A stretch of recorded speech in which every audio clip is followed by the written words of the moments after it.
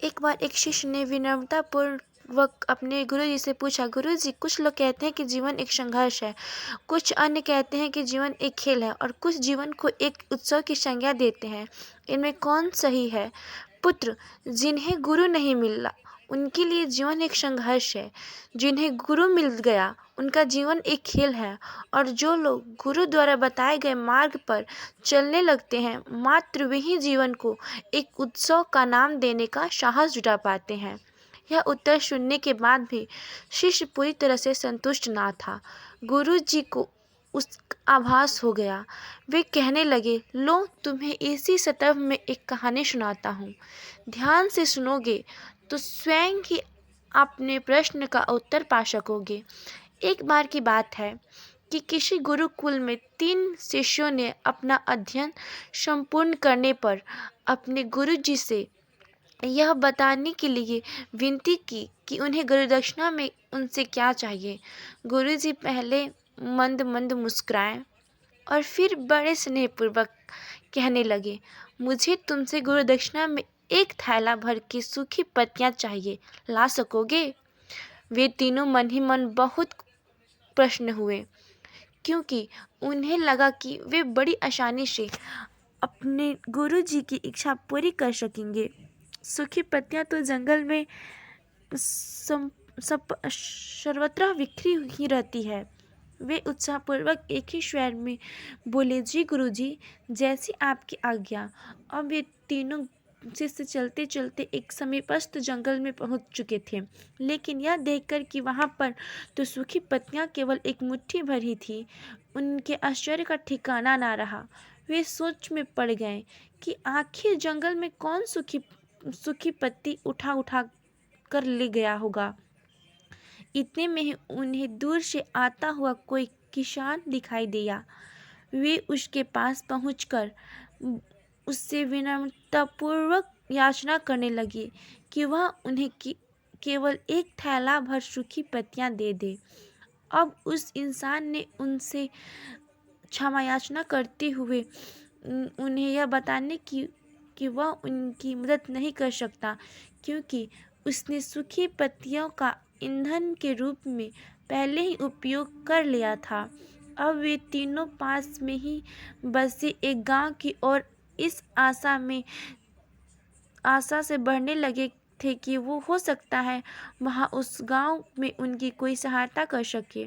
वहाँ पहुंचकर उन्होंने जब एक व्यापारी को देखा तो बड़ी उम्मीद से उससे एक थैले भर सूखी पत्तियां देने के लिए प्रार्थना करने लगे, लेकिन उन्हें फिर से एक बार निराशा ही हाथ आई, क्योंकि उस व्यापारी ने तो पहले ही कुछ पैसे कमाने के लिए सूखी पत्तियों के दाने को दोने बना कर बेच दिए थे। लेकिन उस व्यापारी ने उदारता दिखाते हुए उन्हें एक बूढ़ी माँ का पता बताया जो सूखी पत्तियां एकत्रित किया करती थी। पर भाग्य ने यहाँ पर भी उनका साथ नहीं दिया, क्योंकि वह बूढ़ी माँ तो उन पत्तियों को अलग अलग करके कई प्रकार की औषधियाँ बनाया करती थी। अब निराश होकर वे तीनों खाली हाथ ही गुरुकुल लौट आए। गुरुजी ने उन्हें देखते ही स्नेहपूर्वक पूछा, पुत्रों, ले आए गुरु दक्षिणा? तीनों ने सर झुका लिया। गुरुजी द्वारा दोबारा पूछे जाने पर उनमें से एक शिष्य कहने लगा, गुरुदेव, हम आपकी इच्छा पूरी नहीं कर पाए। हमने सोचा था कि सूखी पत्तियां तो जंगल में सर्वत्र बिखरी ही रहती होंगी, लेकिन बड़े ही आश्चर्य की बात है कि लोग उनका भी कितनी तरह से उपयोग करते हैं। गुरुजी फिर ही पहले ही की तरह मुस्कुराते हुए प्रेमपूर्वक बोले, निराश क्यों होते हो? प्रसन्न हो जाओ। और यही ज्ञान की सूखी पत्तियां भी व्यर्थ नहीं हुआ करती, बल्कि उनके भी अनेक उपयोग हुआ करते हैं। मुझे गुरु दक्षिणा के रूप में दे दो। तीनों शिष्य गुरु जी को प्रणाम करके खुशी खुशी अपने अपने घर की ओर चल गए। वह शिष्य जो गुरु जी की कहानी एकाग्रचित होकर सुन रहा था, अचानक बड़े उत्साह से बोला, गुरुजी, अब मुझे अच्छी तरह से ज्ञात हो गया कि आप क्या कहना चाहते हैं। आपका संकेत वास्तुतः इसी और है ना कि जब स्वतंत्र सुलभ सुखी पतियां भी निरर्थक या बेकार नहीं होती हैं, तो फिर हमें कैसे किसी भी वस्तु या व्यक्ति को छोटा और महत्वहीन मानकर उसका तिरस्कार कर सकते हैं। चींटी से लेकर हाथी तक और सुई से लेकर तलवार तक सभी का अपना अपना महत्व होता है। गुरुजी भी तुरंत ही बोले, हाँ पुत्र, मेरे कहने का भी यही तात्पर्य है कि हम जब भी किसी से मिलें तो उसे यथायोग्य मान देने का भरसक प्रयास करें, ताकि आपस में स्नेह, सहानुभूति एवं सहिष्णुता का विस्तार होता रहे और हमारा जीवन संघर्ष के बजाय उत्सव बन सके। दूसरे, यदि जीवन को एक खेल ही माना जाए तो बेहतर यही होगा कि हम स्वस्थ एवं शांति प्रतियोगिताओं में ही भाग ले और अपने निष्पादन तथा निर्माण को ऊंचाई के शिखर पर ले जाने का अथक प्रयास करें। अब शिष्य पूरी तरह से संतुष्ट था।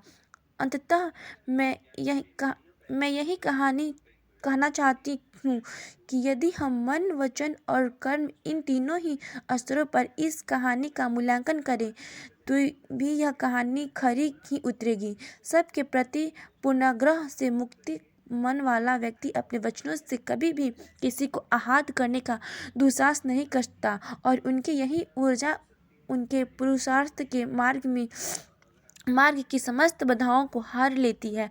वस्तुतः हमारे जीवन का सबसे बड़ा उत्सव पुरुषार्थ ही होता है, ऐसा विद्वान का मत है। अगर आपको हमारी स्टोरी अच्छी लगी हो तो अपने दोस्तों के साथ भी शेयर कीजिए और कमेंट में ज़रूर बताइए कैसी लगी हमारी ये कहानी। Thank you.